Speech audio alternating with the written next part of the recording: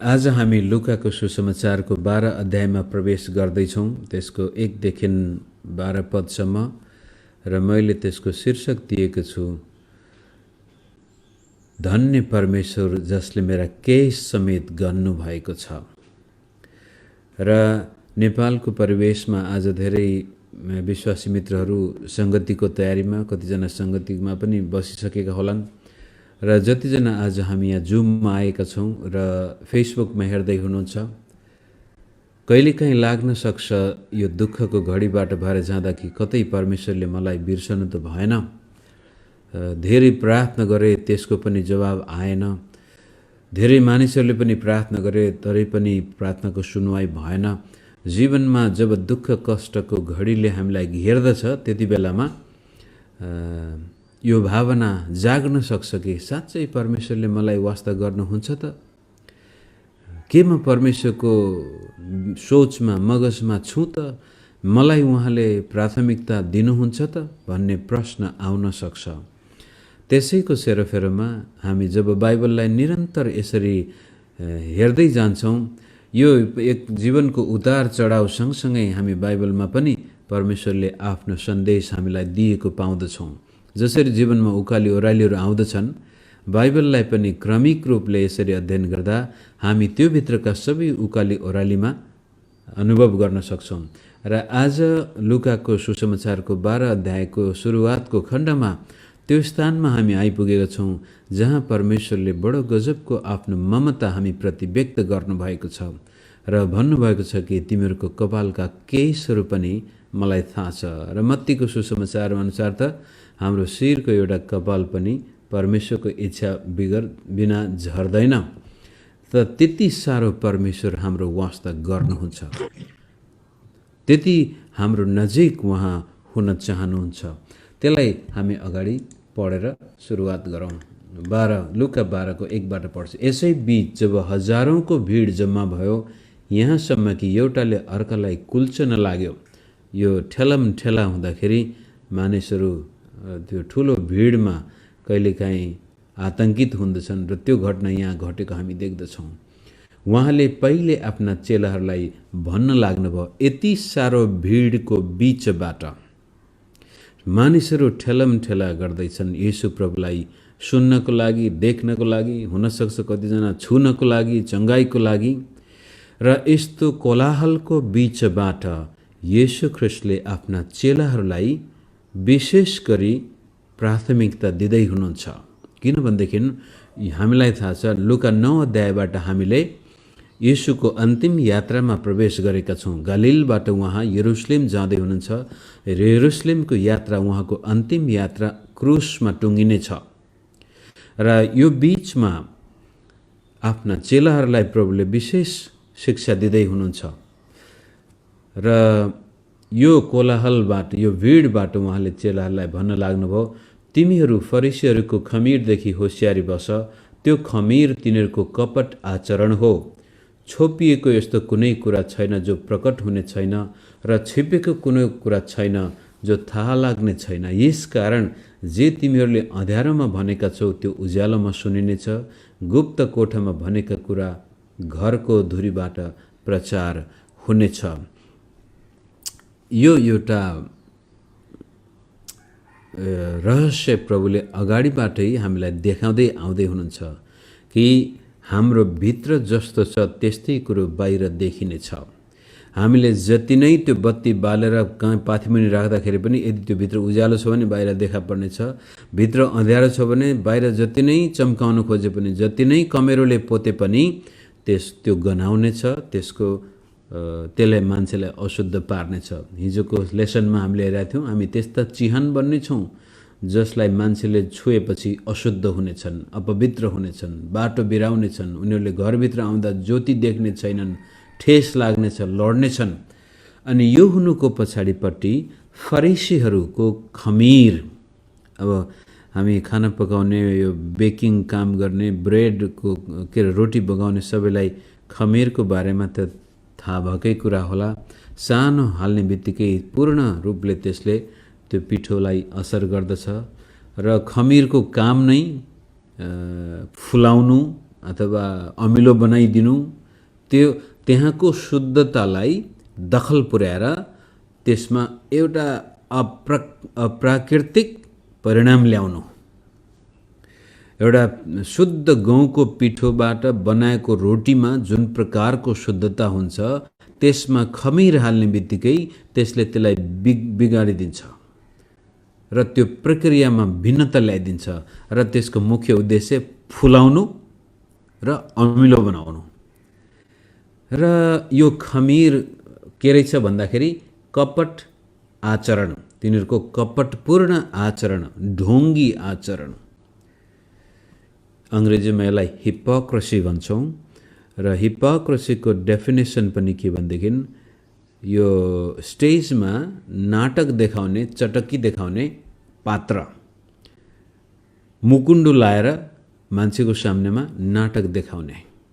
मान्छे त अर्कै छ, तर अनुहारमा त्यो मुकुण्डो लागेको कारण हामी त्यसलाई बेग्लै प्रकारको व्यक्ति ठान्छौँ अनि हाँस्छौँ, रमाउँछौँ, मजाक पनि गर्दछौँ।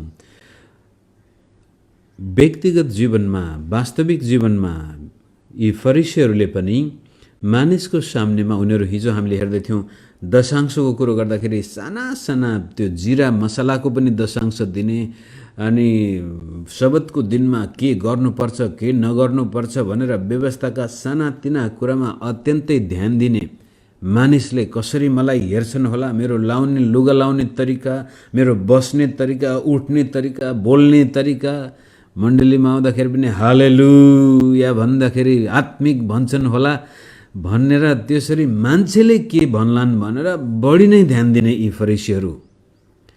परमेश्वरले के भन्नुहुन्छ होला भन्ने उनीहरूको त्यो ध्येउ नै छैन, ध्यानै छैन।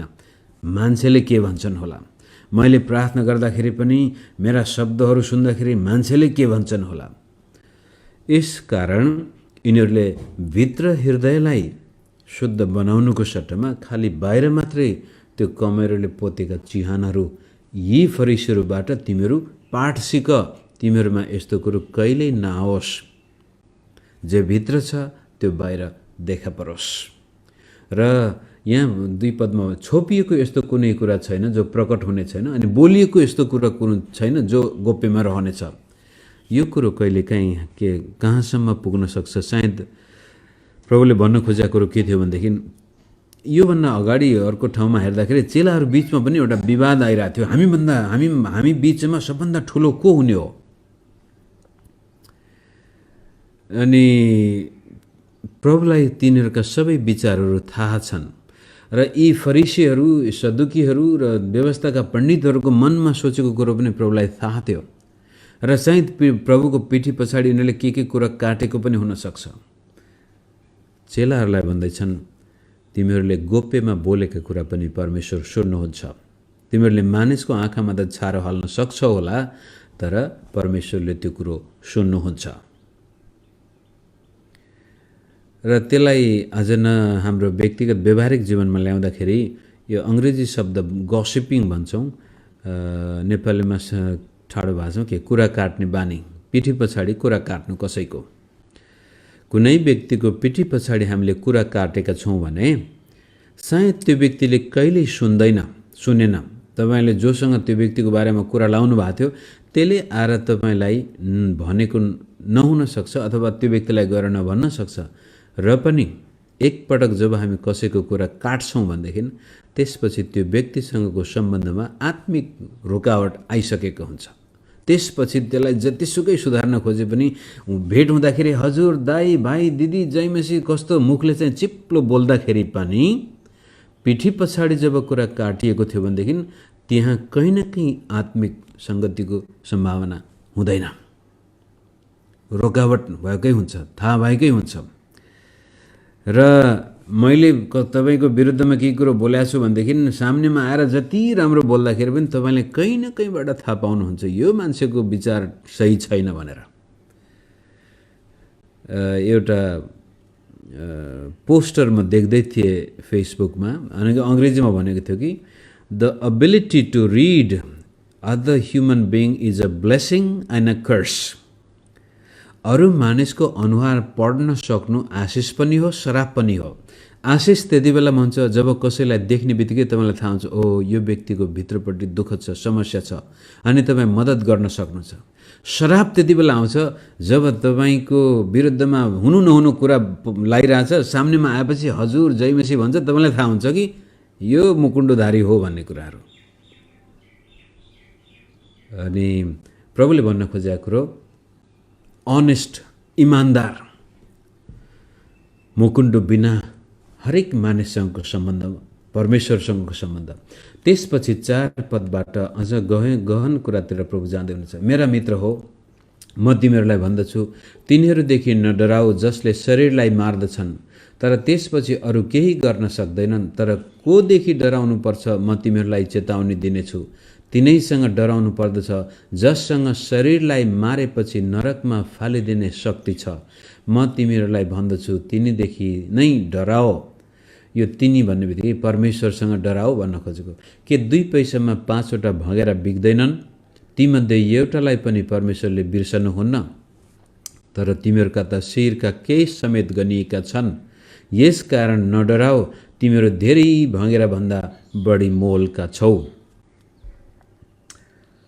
चेलाहरूलाई नै प्राय यो सम्बोधन गरेको हुन सक्छ प्रभुले। यो कपटी व्यवहार मुकुण्ड लाउनु पर्ने कारण चाहिँ कतिपटक सतावटको सामना, विरोधको सामना गर्न नसक्दाखेरि हुन जान्छ। जस्तै पत्रुसको समस्या त्यो थियो। त्यसै कारण अब चाहिँ आफ्ना मित्रलाई उहाँले भन्दै हुनुहुन्छ सतावटसँग नडराउनु। विशेष गरी येशू ख्रीष्टको विश्वासको कारण, परमेश्वरको सुसमाचार प्रचारको कारण यदि तिमीहरूको विरोध गरिन्छ भनेदेखि, मानिसले तिम्रो विरोध गर्छ भने त्यससँग नडराउनु। धेरै गर्न सक्यो भने के गर्ला? तिमीहरूलाई मृत्युदण्ड दिन सक्छ। तर त्यति बेलामा मानिसको डरको कारण, सतावटको डरको कारण केही गरी तिमीहरूले परमेश्वरलाई इन्कार गर्यो भनेदेखि त त्यति बेलामा तिम्रो शरीर मर्नुका साथसाथै आत्माले पनि नरकमा बास लिनुपर्ने अवस्था आउन सक्छ। त्यसकारण डराउनु छ भने परमेश्वरसँग मात्रै डराऊ, मानिससँग नडराउनु। हामीलाई थाहा छ प्रभु कल्वरी क्रुसमा जाँदै हुनुहुन्छ र प्रभुलाई यो पनि थाहा छ यूहन्ना बाहेक सम्पूर्ण चेलाहरूलाई मारिनेछ, सतावटमा पर्नेछन् यिनीहरू। विभिन्न देशमा यिनीहरूलाई कसैको टाउको काटिनेछ, कसैलाई क्रुसमा झुन्याइनेछ, कसैलाई आगोमा जलाइनेछ, कसैलाई ढुङ्गाले हानेर मारिनेछ। प्रभुलाई थाहा छ। त्यसै कारण आफ्ना चेलाहरूको त्यो भविष्य देखेर प्रभुले सान्त्वनाका साथसाथै उत्साह दिँदै हुनुहुन्छ कि सतावटसँग नडराउनु, शरीर मार्नेसँग नडराउनु, तर आत्मा समेत नरकमा फाल्नेसँग डराउनु, परमेश्वरसँग डराउनु। किनभनेदेखि जब सतावट आउँदाखेरि, दुःख आउँदाखेरि कहिलेकाहीँ हामीलाई लाग्न सक्छ परमेश्वर त मेरो साथमा हुनुहुन्न कि, उहाँले बिर्सिदिनु भयो कि। त्यो कुरोलाई अझ जोडसँग चेलाहरूको मगजमा गाड्नको लागि प्रभुले भन्नुहुन्छ 2 पैसामा 5वटा भँगेरा बिग्दैनन् र मत्तीको भन्दा अझै सस्तो पर्दो रहेछ लुकाको समयमा, लुकाको विचारमा। 1 पैसामा 2टा भँगेरा, यहाँ चाहिँ 2 पैसाका 5वटा भँगेरा। बाई 1 गेट 1 फ्री भन्ने जस्तै देखिन्छ। त्यस्तो सस्तो प्राणी, त्यसलाई त परमेश्वरले त्यति धेरै वास्ता गर्नुहुन्छ। तीमध्ये एउटा पनि परमेश्वरले बिर्सनुहुन्न। ती भँगेरा समेतलाई पनि परमेश्वरले वास्ता गर्नुहुन्छ भने तिमीहरूका त शिरका केही समेत पनि गनिएका छन्। यसकारण नडराऊ, तिमीहरू धेरै भँगेरा भन्दा बढी मोलका छौ। हामी दुःख कष्टमा जाँदाखेरि, सतावटमा पर्दाखेरि आत्तिनु पर्दैन। नम्बर 1 परमेश्वरले हामीलाई बिर्सनु भएको छैन। नम्बर 2 हामी परमेश्वरको नजरमा धेरै मूल्यवान छौँ। मानिसले सायद हाम्रो भ्यालु बुझेको छैन होला, तर परमेश्वरको नजरमा तपाईँ र म धेरै मूल्यवान छौँ। यति मूल्यवान कि उहाँले स्वर्गको वैभव तपाईँ र मेरो लागि त्याग्नुभयो र आफ्नो प्राण समेत तपाईँ र मेरो लागि दिनुभयो। कुनै कुरा बाँकी राख्नु भएन परमेश्वरले तपाईँ र मलाई मुक्ति दिनको लागि। त त्यति हामी मूल्यवान छौँ। सायद संसारमा मान्छेले हाम्रो बेइज्जत गर्न सक्छन्, अपहेलना गर्न सक्छन्, दुर्गति हुन सक्छ मानिसको नजरमा हाम्रो, तर त्यसको मतलब यो होइन कि परमेश्वरले हामीलाई बिर्सनु भएको छ भनेर। अवश्य पनि उहाँले सम्झिनु भएको छ। यदि हामीलाई अपमान गरिएको छ भने त्यो अपमान उहाँले लिनुहुन्छ, उहाँलाई त्यो अपमान गरिएको हुन्छ। यदि हामीलाई सताइन्छ भने त्यो वास्तवमा परमेश्वरलाई नै सताइएको ठानिन्छ। एकजना प्रभुको धेरै मान्छे मारिएका थिए 16औं शताब्दीमा बेलायतमा। त्यति बेलामा प्रोटेस्टेन्ट र रोमन क्याथोलिक बीचमा आएको द्वन्द्व। बेलायतकी रानी त्यति बेलामा मरियम भन्ने नामकी रानी थिइन्। उनको नामै ब्लडी मेरी भनेर भनिन्छ। उनले धेरै ख्रिस्टियन विश्वासीलाई मारेको छ। तीमध्ये एकजना रौलन टेलर भन्ने विद्वान थिए, पास्टर थिए।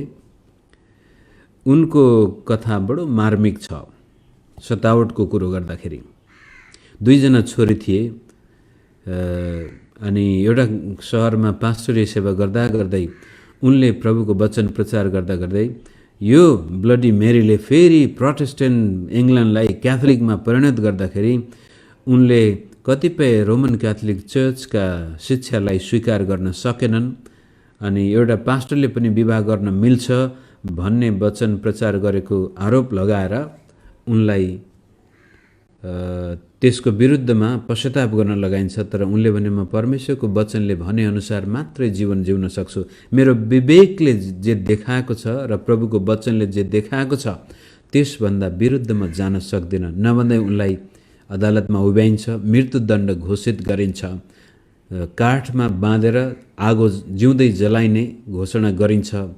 र त्यसपछि उनलाई त्यो अदालतबाट उनी जुन सहरमा पास्टरको काम गर्दै थिए, जुन सहरका विश्वासीलाई उनले यी शिक्षा प्रचार गरेका थिए, त्यसै सहरमा उनलाई जलाउनु पर्ने उर्दी दिइन्छ। जाँदै गर्दाखेरि बाटोमा श्रीमती र छोरीहरू पनि भेट्न आउँछन् र श्रीमतीलाई छोरीलाई आशिष दिएर एकदमै उत्साहित भएर त्यो श्रीमतीलाई भन्छ, हे श्रीमती, तिम्रो श्रीमान परमेश्वरको उपस्थितिमा जाँदैछ र म केवल तिमीभन्दा अगाडि मात्रै जाने हो, केही समय तिमीहरू पछि आउने हो, त्यतिन्जेलसम्म विश्वासयोग्य भएर जीवन बिताउनु। छोरीलाई आशिष दिँदै उहाँ बिदा हुनुहुन्छ र त्यसपछि बाटोमा भेट्ने सबैलाई उहाँले उत्साह पार्नुहुन्छ। यहाँसम्म कि त्यो सिपाही जसले उनीहरूलाई बाँधेर घोडामा राखेर लाँदै थिए, एकपटक उहाँले सिपाहीलाई भन्छ, मलाई घोडाबाट तल झारिदिनु नि त्यो सहर आइपुग्ने बेलामा।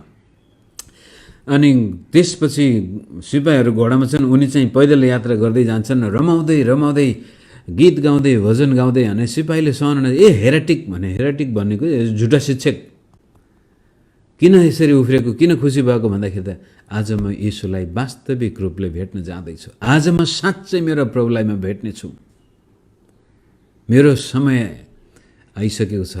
पछि यसले त अति गर्न थाल्यो भने उनको मुखमा त्यो एउटा बोरा हालिदिन्छन् अनुहारमा अनि जबरजस्ती बाँधेर त्यो सहरमा लान्छन्। बाटोमा जाँदाखेरि त्यहाँका विश्वासीहरू आउँछन्, थाहा हुन्छ फलानु पास्टरलाई आज जलाइँदैछ भनेर।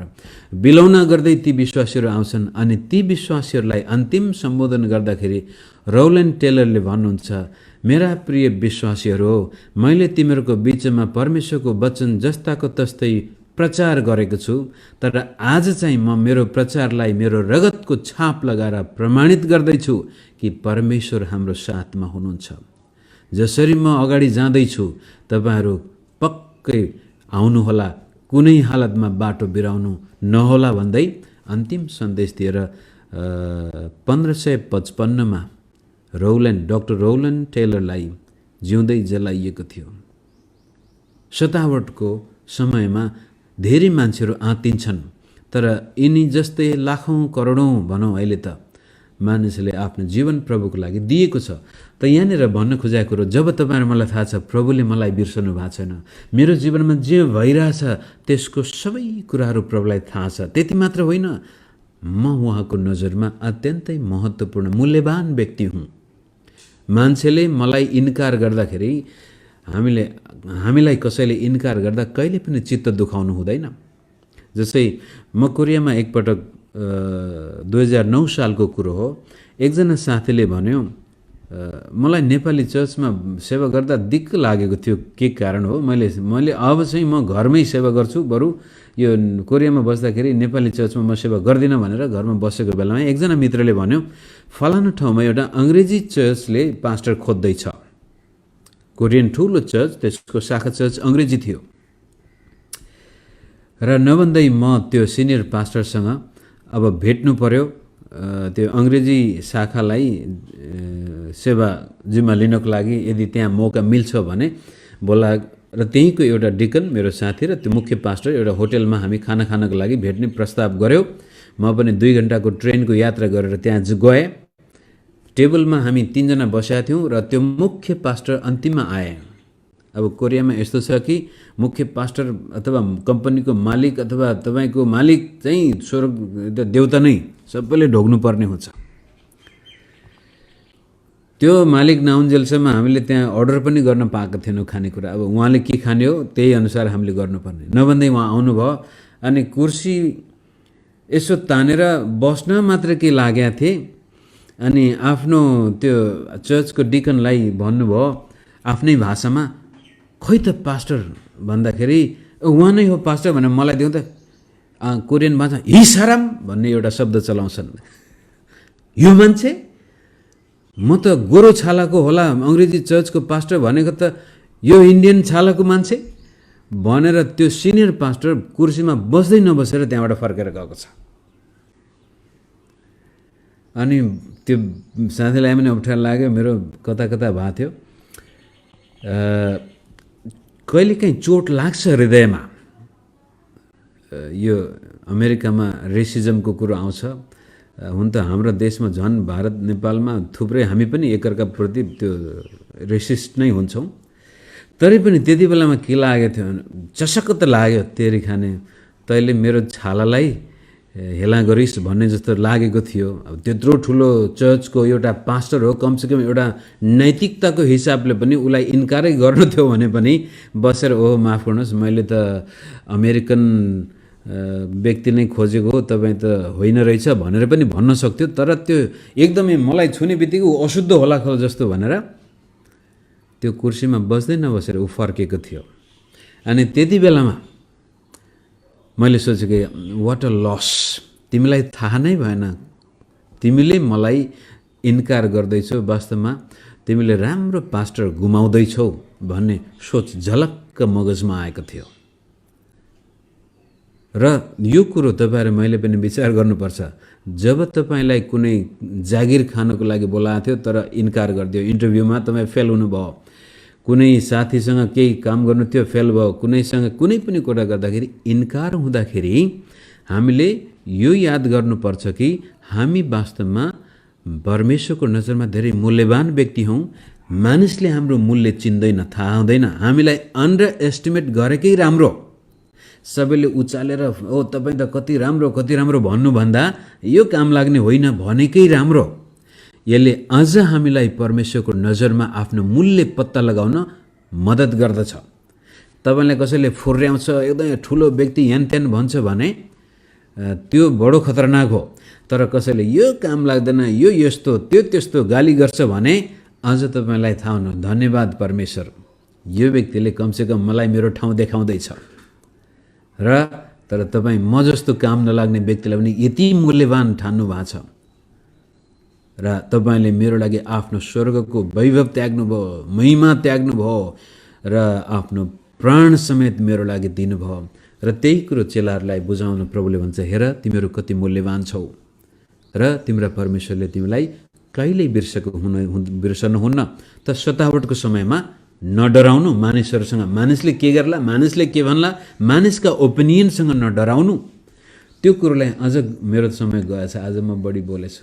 8 पदबाट उहाँले अझ त्यसलाई यसरी भन्नुहुन्छ, म तिमीहरूलाई भन्दछु हरेक जसले मलाई मानिसहरूको सामुन्ने स्वीकार गर्दछ त्यसलाई मानिसको पुत्रले पनि परमेश्वरका दूतहरूका सामुन्ने स्वीकार गर्नेछ। अब हेर्नुहोस्, मानिलिउँ कोरियामा एउटा पास्टरले मलाई यो यस्तो खालको व्यक्ति मैले खोजेको होइन भने इन्कार गरे तापनि यदि म ख्रीष्ट येशूमा विश्वासयोग्य भएँ, मैले त्यो पास्टरलाई घृणा गर्नुको सट्टामा क्षमा दिए, ममा एउटा शुद्ध विचार आयो, ममा कपटीपन आउनुको सट्टामा इमान्दारीपन आयो, मभित्र तितोपना भएन, म साँच्चै प्रभुको आत्माले चलाइएको व्यक्ति यो संसारमा भए भने येशूको नाउँलाई मैले कहिले पनि मुखबाट स्वीकार गर्न लाज मानिन भने येशू प्रभुले पिताको सामनेमा, स्वर्गदूतहरूको माझ, सारा स्वर्गीय वैभवको सामनेमा हामीलाई स्वीकार गर्नुहुनेछ।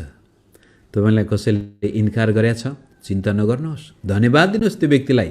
ओ मित्र, साथी, भाइ अथवा मालिक जोसुकै होस्, धन्यवाद, तपाईँले मेरो मूल्य थाहा पाउनु भएन अथवा मेरो मूल्य तपाईँले मलाई देखाइदिनु भयो, धन्यवाद भन्दै परमेश्वरको यो महिमित उपस्थितिमा येशू प्रभुले भनेछ, मेरो छोरा, मेरो छोरी, मेरो मित्र।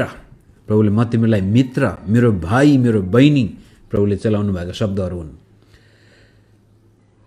तर 9 पदमा, जसले मलाई मानिसका सामान्य अस्वीकार गर्दछ, परमेश्वरका दूतहरूका सामान्य त्यो पनि अस्वीकृत हुनेछ। हरेक जसले मानिसको पुत्रको विरुद्धमा बोल्छ त्यसलाई क्षमा हुनेछ, तर जसले पवित्र आत्माको विरुद्धमा निन्दा गर्दछ त्यसलाई क्षमा हुने छैन। त केही गरी हामीले विश्वासमा ढलपल गऱ्यौँ, मानिसको डर मान्यौँ र पवित्र आत्माले मनमा भन्दै हुन्छ इन्कार नगर येशूलाई, तर मानिसको डरले पवित्र आत्माको आवाजलाई पनि हामीले इन्कार गरिदियौँ भनेदेखि त्यसपछि हामी बडो ठुलो नरकको खतरामा पर्नेछौँ, कहिल्यै क्षमा नहुने पापको खतरामा पर्नेछौँ। त पवित्र आत्माको विरुद्धमा गरिएको पाप के हो भनेर धेरै पटक मान्छेले सोधेको छ, विश्वासीहरूलाई पनि त्यो लाग्छ। मुख्य भन्न खोजेको कुरो, पवित्र आत्माले हामीलाई येशू प्रभुमा विश्वासयोग्य भइरहन कन्भिक्सन गर्नुहुन्छ, विश्वास गर्न र त्यसपछि निरन्तर विश्वासमा लागिरहन हामीलाई प्रेरणा दिनुहुन्छ। तर केही गरी हामी एक पटक येशूलाई इन्कार गऱ्यौँ, 2 पटक येशूलाई इन्कार गऱ्यौँ, अब प्रभुलाई इन्कार गरेको पाप त क्षमा हुनेछ। तर लगातार जहाँ पनि हामी येशू प्रभुलाई इन्कार गर्दै जाँदाखेरि पछि यस्तो दिन आउने छ जब पवित्र आत्माले हाम्रो हृदयमा काम गर्न खोज्दाखेरि हामी उहाँलाई इन्कार गर्दिनेछौँ र त्यसपछि पवित्र आत्माको आवाज हाम्रो हृदयमा आउने छैन। जब पवित्र आत्माले नै हामीलाई कन्भिक्सन गर्न बन्द गरिदिनुहुन्छ त्यसपछि हाम्रो पाप क्षमा हुने कुनै सम्भावना नै हुँदैन।